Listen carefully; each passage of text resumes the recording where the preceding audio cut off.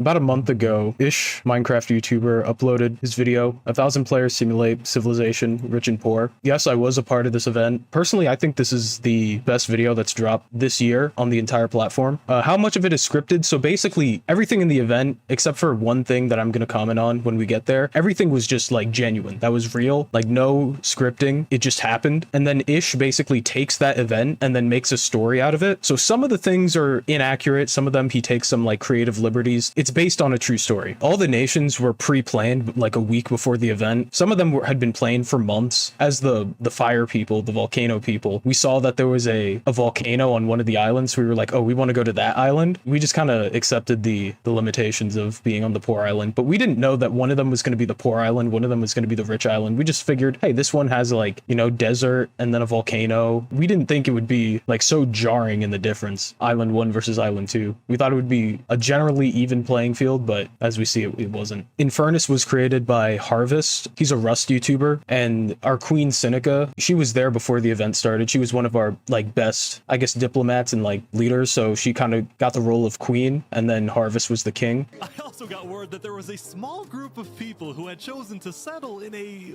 weird location. People at the volcano? What type of people would choose to live on a volcano? Hey guys. Hello! What? See, Hey, how's it I was so disappointed. He was like, what type of people would think to live in a volcano? I thought, oh, this will be us. This will be Infernus. And it's the Linguini Mafia franchise cameo down here. And may one day try to take over the entire island. This was a real concern. You'll see later, like, I felt that West Home was trying to, like, push around some of the smaller Island 1 nations. They were trying to... Apparently, they did have a plan to, like, invade the rest of the island. I think you were telling me a few days ago that you literally had a draft written up called Operation Spood, in which you took over each Island 1 nation one by one. Is that true? Yeah. Meanwhile, Seneca, the Queen of Infernus, had decided to begin building a massive castle for her people.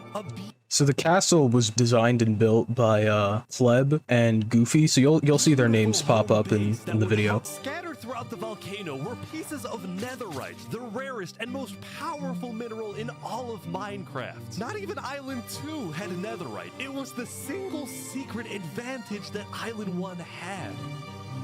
And the only ones who knew about it were the Linguini Mafia and Infernus. We didn't know that there was netherite in the volcano. The Mafia were our mining team, and they didn't tell us about this. The Mafia can keep mining so long as they provide Infernus with some of the minerals they find. But Linguini was unsatisfied. So They want to use us. They want cheap labor.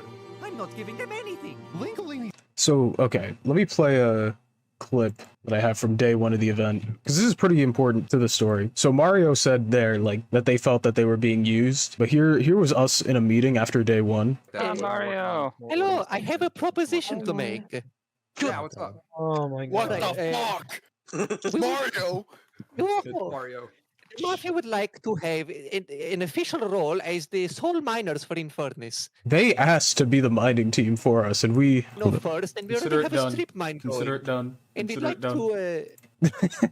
So I say consider it done, because we needed help mining at the time. They offered to mine for us, and then they just didn't report back on like the netherite or any of the minerals they found. We basically got scammed. Asked for those minerals and forgets about Oh, there's me.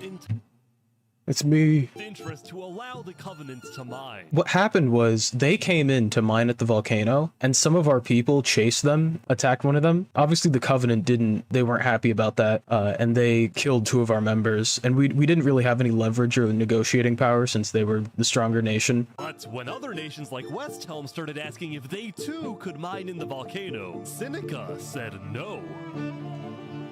Yeah, we closed the volcano from the start. When we heard people were mining, we basically were like, no, you can't mine. We didn't open up the volcano to Covenant. It was closed, and they just mined without telling us. All right, so I have some clips to play. So this is some in-game footage of the meeting and the assassination. If I can have the speech. I don't know as much as the rest of my folk in the Commonwealth. I'm just one of the minor. What happened? What the fuck just happened? What the fuck? Oh my gosh. So yeah, that's some in-game footage of the assassination. Here was a live reaction from Island 1. Well, I say no. I say it is, but the people you have shared that experience with and the experience. Oh,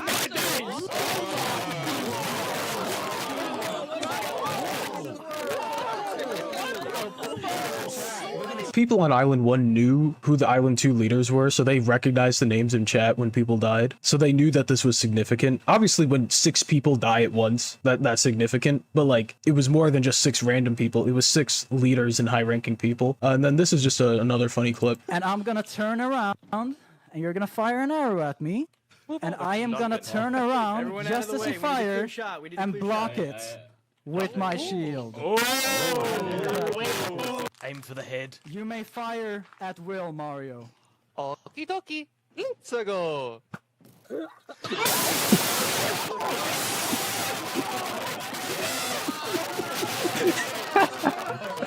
For example, at Nevermore. What is this? Okay, so this happens later on in the plot. I don't know why he put it here, but this happens later on, and I'll explain what happens, the context by this. So he says, I got voted out because they hate me. There's further context to that I'll talk about. Now, before the border drops, the Island 1 leaders all met to discuss what to do about the Netherites in the volcano. So we'll get into this. Going into the meeting, people were not happy with Infernus and the Lingolini Mafia, who were believed to be keeping Netherite to themselves. Lingolini, Seneca's biggest ally, was about to speak, but what he ended up saying was unexpected. We have to humbly disagree with Infernus of not allowing anyone else to mine in the volcano. This is Island 1. We're all struggling against the nature and everything like that. Shouldn't we all be allowed to mine wherever we please? So you have to imagine, okay, so as I said earlier, Mario came to us to mine for us, found Netherite, didn't tell us, and is now backstabbing us at this meeting. Like, he completely betrayed us. So this is from one of Sin's streams. Small probe into the volcano, which I deeply apologize for, but it needed to be done. Just mines in our territory, says, sorry, but oopsies. And we wanted to call in Infernus to avoid any conflict over this. To avoid conflict over you guys. First of all, they started the conflict by going into our territory mining at the volcano. I didn't think it was unreasonable for us to want to like enforce our borders as like a nation, to like not want to have all these different nations just waltzing into your territory, right, and mining there. I think that makes sense. I will say you spoke to me directly, and this has been new developments that there's netherite under the volcano. If you see, most of us aren't in diamond. We don't need netherite. We're not looking for netherite. We're not looking under our volcano and desecrating our land. So I will be completely honest. I am being honest. I did not know there was netherite under the volcano when you spoke to me. We started on this island with nothing, absolutely nothing. There was one tree that we all had to get get everything you see around us. We only survived because none of us took control of the tree. We shared it, and this volcano is our answer to improving and going further. I didn't like the idea of like, we're all in this together. Nobody hogged the resources, and that's why we're here. Wood is one thing, because wood, you can't do anything in Minecraft without wood, right? So hogging the tree would legitimately, the server admins would have to get involved, because that's just ridiculous, right? Netherite, that's not the case. You don't need netherite. It's not like a necessity. It was more of like a luxury, and like, it was an advantage, right, that we had. But at the end of the day, it's not as essential as wood. So I don't think that's a fair comparison, using the tree and how nobody claimed the tree and comparing that to pieces of netherite in the volcano. And it's not really about like hogging resources. It's more just like, hey, we want to be able to enforce our borders and like not have a bunch of nations all coming into our territory doing whatever they please, you know? If we had netherite, something that could help, here's how I see it. There's two possibilities. See, this is what he's about to say here. I completely disagree with. One, we share this and we're able to fend off Island 2.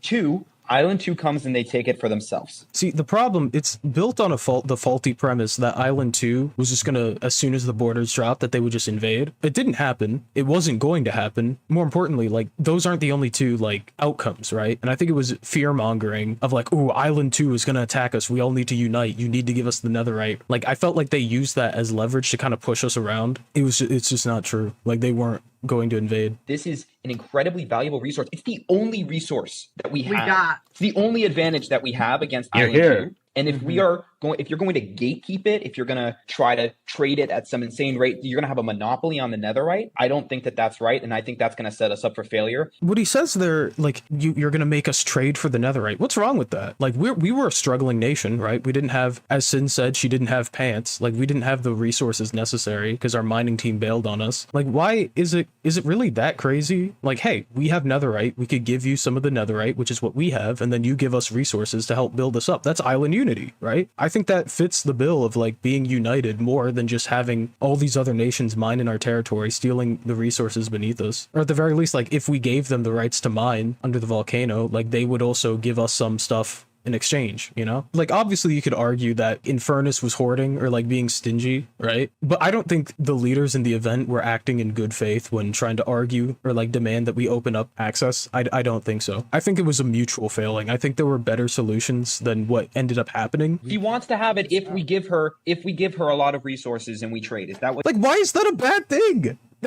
Is that not in the spirit of island unity? Well, we have to give you stuff. Like, you guys just can't take the stuff out of our land for free?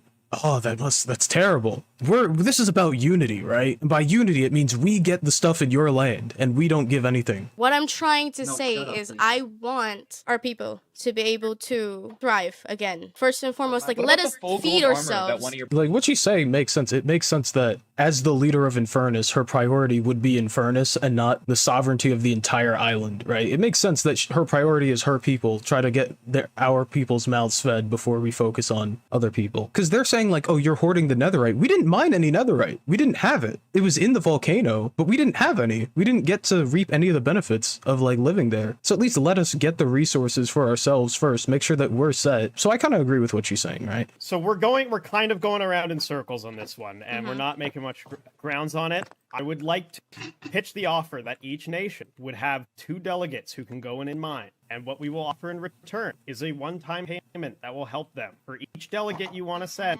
we give them 5 iron. Like, is that really a fair payment? Like, this is netherite we're talking about. Let's say West Helm wants to mine in Infernus, right? The deal he proposed was West Helm sends 2 people. Each person would give us 5 iron. So West Helm would give us a max of 10 iron. Covenant would give a max of 10 iron. Al Carcina would give a max of 10 iron. So assuming there were like 10 nations, which I'm pretty sure there weren't as many, 100 iron. Yeah, and they'd get like the ability to mine as much netherite as they want for just a one-time down payment. Like, that's just insane. That's not fair. That's not a fair deal. And the video frames it as like they were giving them all these resources. They were giving us like peanuts relative to what they wanted to do. This whole argument is an Island 1 versus Island 2 thing. Why is it always that? Exactly. Yeah, Harvest is correct. Like, it's literally like fear-mongering. Oh, Island 2 is going to come over and attack us. We need the netherite. It's just fear-mongering. And like they say, oh, we're making this offer in good faith. It's not in good faith. They're obviously trying to leverage that they're all more powerful nations than us. They're trying to scare us into doing something that we don't want to do, that we really shouldn't have to do. We do not have diamonds to use a netherite. Like, what's the point of we'll get those. We'll get those on Island 2. Yeah, Harvest is saying correct. Like, what are you going to use the netherite on? Oh, the diamonds we're going to get on Island 2. But you said they want to attack us. It makes no sense. If you're not looking around and thinking no one's going to try to attack you if you say no to this, you're crazy. Island unity, fellas. Island unity. We're looking to unite the island. Island unity. Island 1 unity. We will attack you if we don't get our way. Island unity. We gotta all be friends. But if you don't, we will attack you. That's island unity, guys. Give it up. No, see, it's exactly what I said. You guys just fucking were waiting for them to say no, and you're just fucking kill them anyways. You guys are so fucking hypocritical, dude. Holy shit. You talk about unity, but you're willing to kill them as soon as they say no to something. Remember Tyrannical from the video, how he jumped off the thing after he got voted out? I got voted out because they hate me. What about me? This is why. He stood up for us during the meeting, and then his people were upset, so he stepped down as the leader of Nevermore. Yeah, that's basically what I wanted to show is you could make the argument that, like, Infernus, like, we were being stingy. The other nations were not acting in good faith when it came to asking us to open up the volcano. It wasn't about island unity. It was about they just saw us as a resource, and they wanted to take the resources. Turtap immediately distributed Saps' diamonds to the Covenant army, but then, in a surprising move, he sent them out on a secret mission. Oh, so this is so basically this was the deal that we came to. So everybody would be allowed to mine in the volcano. In exchange, they would help us get rid of the Linguini Mafia. I didn't agree with it at the time. I didn't like it. Personally, I still like the idea of like we let them mine or we give them netherite in exchange for resources, because I felt like that was more within the spirit of like island unity as opposed to this. But I did agree that the Mafia deserve consequences for what they did. Mamma mia! I will say it is really funny that the civilization with a massive castle with lava in it had beef with somebody LARPing as Mario. That's so funny. But yeah, like I said, I didn't like this at the time. I didn't like that this was the direction we chose to go. I would have preferred to actually get some like real compensation. But like the Mafia had it coming. Like they betrayed us. She knew this story would be coming out, and she was trying to figure out how she would respond. And on day 9, she made her decision. To dissuade people from invading Infernus, she would show strength by doubling down and hold a joint ceremony with the Covenants. Oh, this was fire. This was so funny.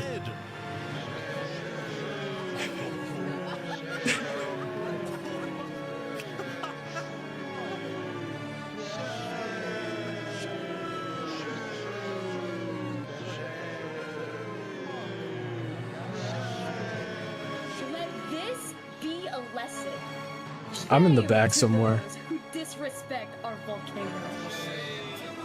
Look at Ezrin. Ezrin was like the third in command.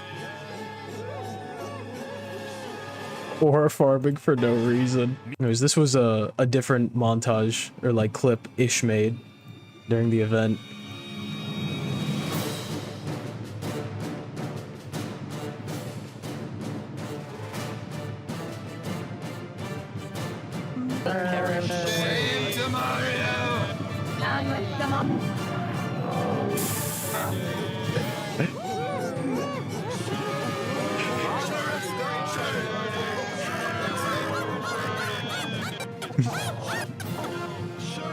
This is the man who actually swung the blade. This is our hero.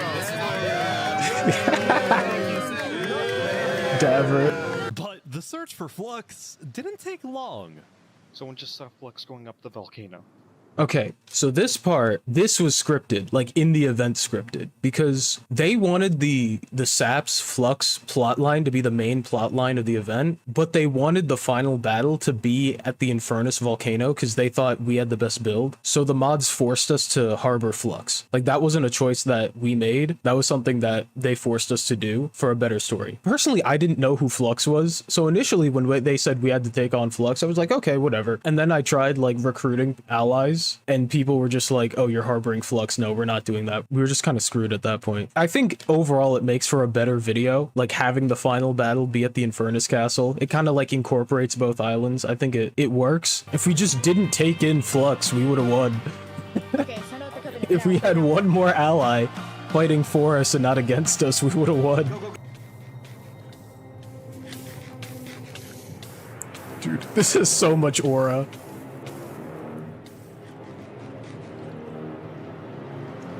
Rising from the lava like that. He's unkillable. Hold on. Now this part, apparently people thought this part was scripted. This part's not scripted. This actually happened. This was like a genuine thing that happened in the event.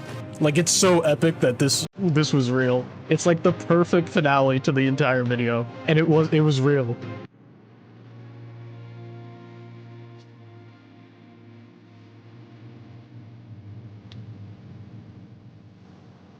It's so goated. The perfect ending. It's actually the perfect ending. You actually can't write a better ending than this. As a result, people across Island 1 struggled after the war. But I meant dead. Some of them joined That's him. That's him. People across Island 1 struggled after the war. But I meant dead. But it's true. Everyone he knows was dead. This is so good. This is so good. Dude.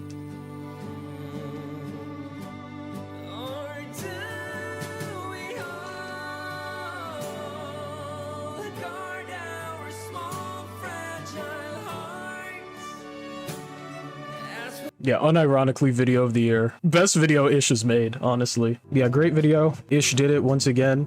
It was worth the wait. This took like almost 2 years, like a year and a half for this to come out, but it was 100% worth the wait. I'm so happy it came out.